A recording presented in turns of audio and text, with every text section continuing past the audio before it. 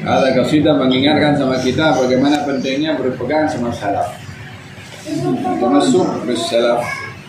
Qal man la salak tariq ahluh tahayyam mudha' wa yafuru an nabi siru 'ala al-ittiba' khallul qadam bil qadam wahdarul ibtida'.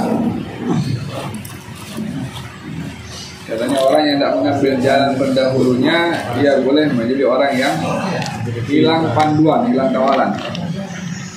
Wahai anak keturunan Nabi, ikutlah kamu kepada pendahulu-pendahulu kamu, dan hati-hatilah kamu daripada hal yang bid'ah. Apakah hal yang bid'ah? Kalau orang meninggalkan pegangan para salafnya, ada akbar bid'ah. Bid'ah bukan orang yang tolak tawassul wala ziarah kubur, itu hal yang perbedaan yang paling bahaya adalah bid'ah kalau orang meninggalkan pegangan salaf yang mengambil daripada pegangan-pegangan yang lain. Qal bil hadits anni taraktukum 'ala al-mahajjati al-bayda' lailuha kanahariha la yazighu anha illa halik. Saya tinggalkan kamu, kata Rasulullah, 'alal mahajjatil bayda'. Mahajjatil bayda', jalan yang terang.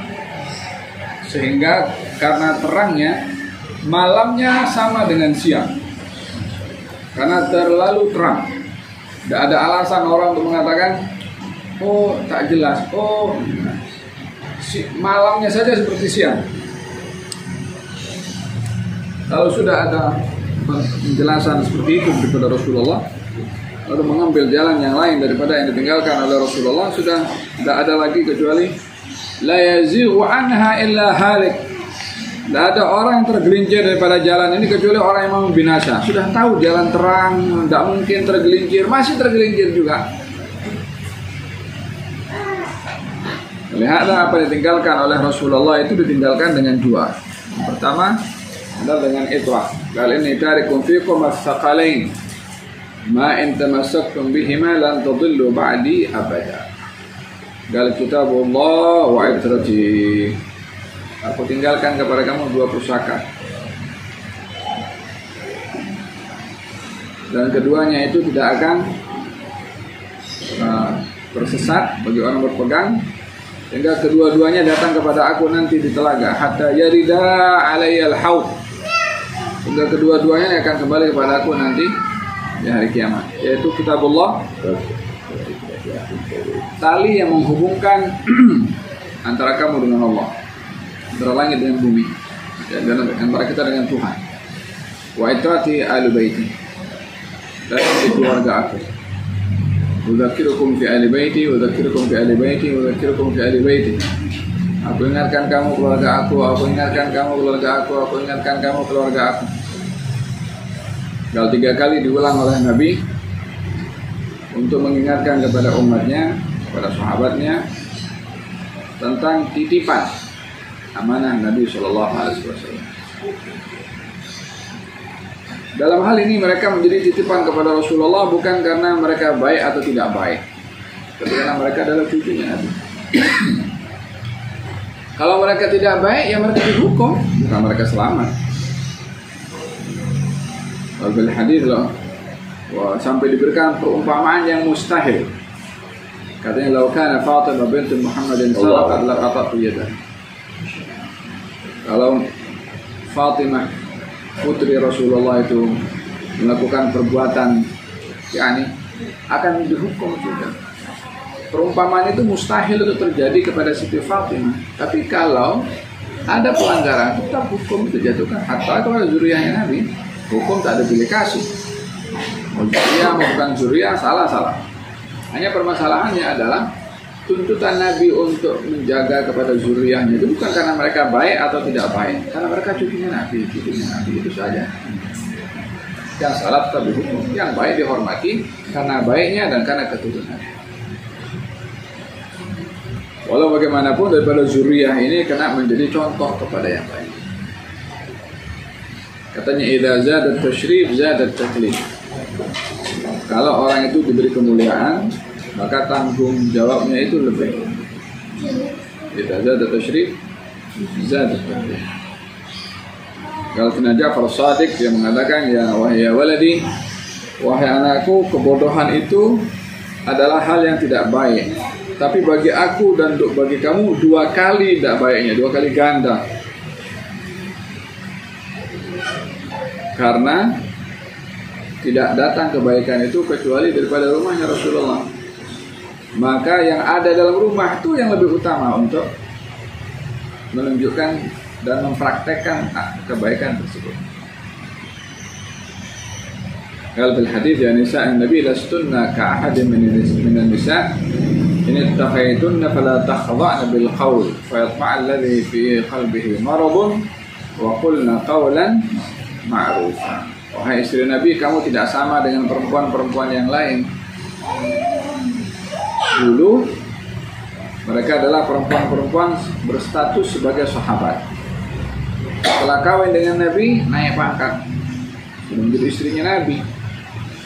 Sebelum dia beristri kan jadi wanita muslimah sahabat Nabi. Tapi setelah dia menjadi istri Nabi, kamu tak sama dengan yang lain yang bukan istri Nabi. Kalau kamu bertakwa, maka janganlah kamu mengalun-alunkan suara kamu atau melunak-lunakkan suara kamu. Intonasi suara itu pun diperhatikan dalam berbicara.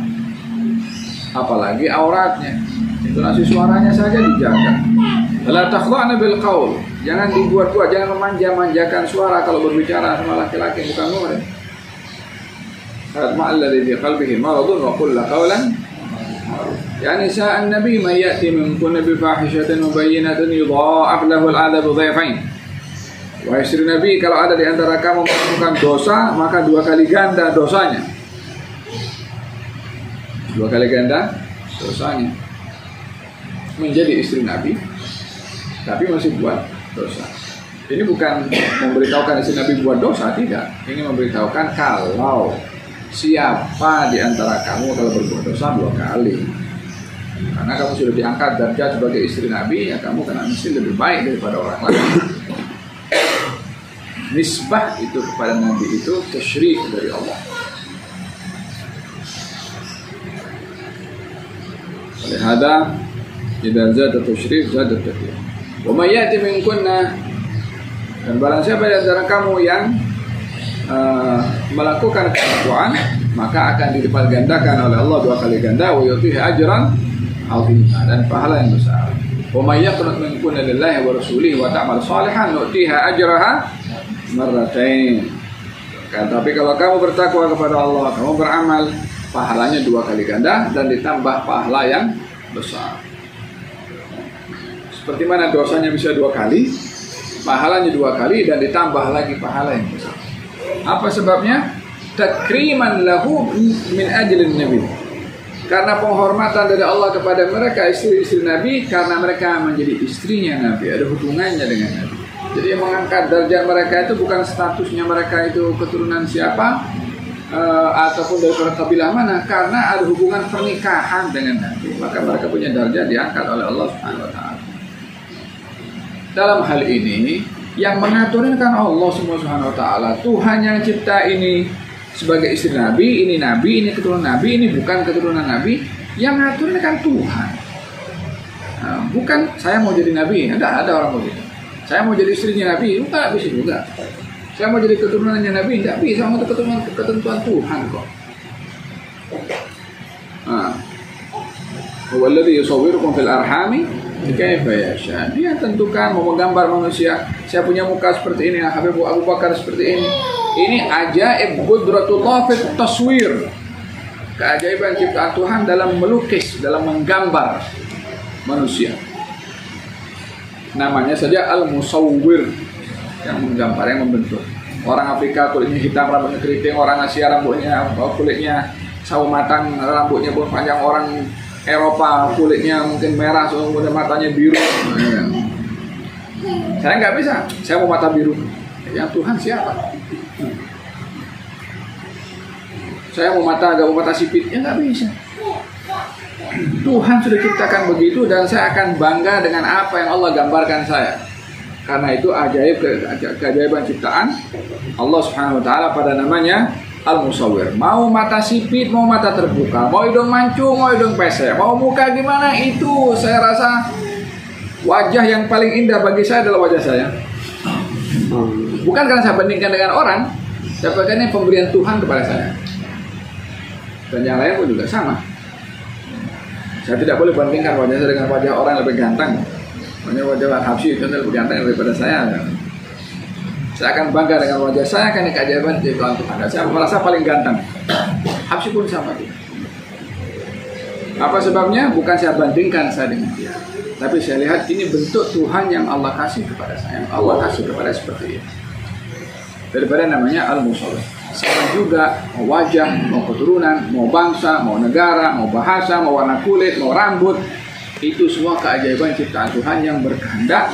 Apa yang dikehendaki pasti akan dilaksanakan. Fa'alun lima yurid. Dia maha berkehendak, dan kalau berkehendak akan dibuat. Ini keturunan daripada bangsa Cina, yang ini bahasa India, yang ini bahasa Eropa, yang ini bangsa Afrika, yang ini dari keturunan fulan.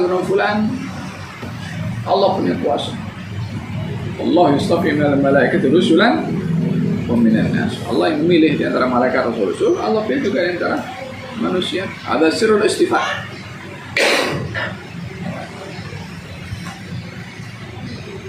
Mudah-mudahan Allah Subhanahu wa taala memberikan kepada kita pemahaman daripada keajaiban sifat-sifatnya Allah Subhanahu wa taala yang luar biasa, sehingga kita melihat segala apa yang terjadi ini di antara dua, imma sifatul jamal wa sifatul jalal.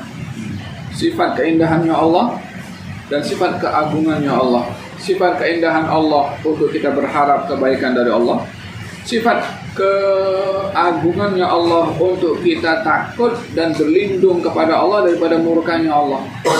Tidak ada lagi daripada dua itu kita harapkan di atas muka bumi ini. Selain mengharap dan juga punya rasa takut. Mudah-mudahan Allah SWT berkati kita punya majelis. Alhamdulillah diberikan sehat wal afiat, dan mudah-mudahan majelis yang diadakan rutin tepat ini sentiasa makmur, yang membimbing, yang mengatur, yang follow up, yang berkhidmat, menyediakan tempat, mengundang dan mengajar juga. Berkati oleh Allah tuan rumahnya, berkati setiap orang yang hadir di sini rumahnya menjadi makmur dengan zikir, dengan Quran, dengan nasihat, dengan ilmu, dengan Quran, dengan salawat kepada Nabi SAW. Mudah-mudahan zuriyah nih yang ada di Rabitah, mudah-mudahan orang-orang berpegang kepada salafnya, jadi orang berilmu, suka dengan ilmu, suka hadir majelis ilmu, mendukung kepada majelis ilmu, mendoakan kepada majelis ilmu, terpaut dengan majelis ilmu, sehingga tak jauh daripada warisan datuknya dengan ilmu itu. Amin ya rabbal alamin. Fatahtim ya Habib. Anda تنشد ولا لا؟ ها؟ لا لا. أنت فتحت النشيد. بسم الله.